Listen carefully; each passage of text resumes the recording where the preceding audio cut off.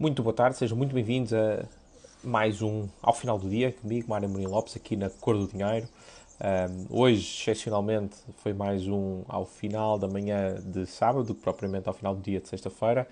O Camilo Lourenço é alheio a isso, foi na verdade um problema da minha parte, mas seja como for, hoje gostaria de falar sobre o Plano de Recuperação e Resiliência, o PRR, e os 16 mil milhões que vão chegar a Portugal. Mas antes de tocar nesse ponto, é interessante recuperar um trabalho. Aliás, há muitos trabalhos sobre o assunto, não é apenas do Jeffrey Sachs, mas há um economista americano da Universidade de Columbia, o Jeffrey Sachs, que estudou os países que eram abundantes em recursos naturais.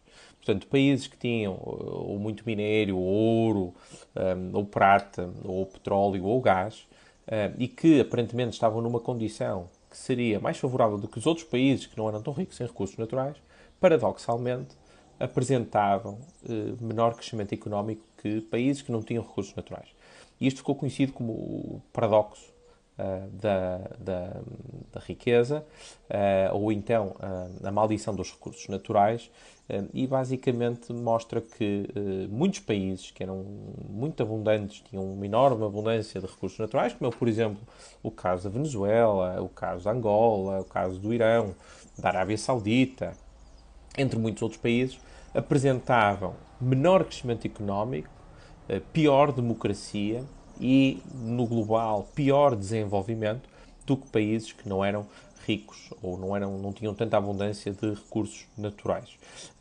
Havia ou existem algumas exceções, como era o caso dos Estados Unidos, do Canadá ou da Noruega, mas estes três países têm uma particularidade que se deve ao facto de terem descoberto os seus recursos naturais já num estado relativamente avançado de desenvolvimento e, portanto, souberam fazer um uso mais adequado destes recursos naturais.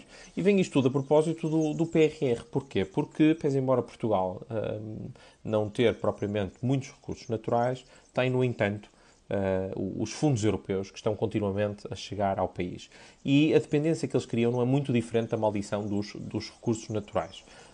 O dinheiro que vem, os 16 mil milhões, a que António Costa, na conferência de imprensa com Ursula von der Leyen, a Presidente da Comissão Europeia, prontamente se disponibilizou para ir buscar ao banco e, portanto, pediu rapidamente se podia ir ao banco buscar esse dinheiro, são uma maldição que não será muito diferente da maldição dos recursos naturais dos países que têm ou que têm grande abundância de recursos naturais. E porquê? Porque estes fundos europeus basicamente não vão, ou pelo menos essa é a nossa história, não vão melhorar a nossa capacidade, não vão melhorar a nossa economia, o nosso produto potencial, a nossa capacidade de criar riqueza, mas antes vão apenas continuar a alimentar aquilo que é a excessiva dependência de setores não transacionáveis, isto é, que não podem exportar, como é, por exemplo, o caso de alguns serviços que não o turismo, como, por exemplo, a restauração, os serviços normais de cabeleireiros, padarias, vai continuar a alimentar aquilo que é o rentismo e o clientelismo, a excessiva dependência das empresas do Estado, dos contratos com o Estado, e vai voltar a recuperar aquilo que é a política do botão, que é um investimento com baixíssima produtividade, e que não vai preparar o país para aquilo que é a economia do futuro, que é a economia digital.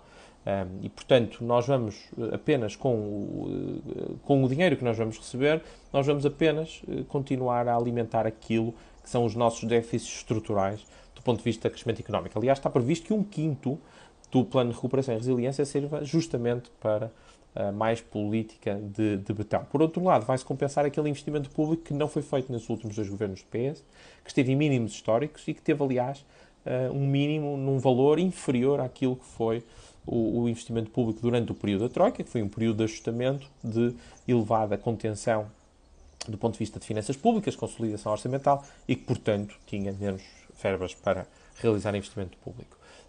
Por outro lado, por muito que o Plano de Recuperação e Resiliência fale de digitalização, no nosso contexto isso não é mais do que uma parangona que não tem grandes efeitos práticos, porque se nós pegarmos num processo burocrático e o digitalizarmos, continuamos com um processo burocrático, simplesmente ele está digitalizado e, portanto, em vez de ser com impressos, é com e-mails ou com formulários na web que resolvemos o problema e, portanto, os atrasos vão se manter e, como tal, não irá resolver nada de substantivo.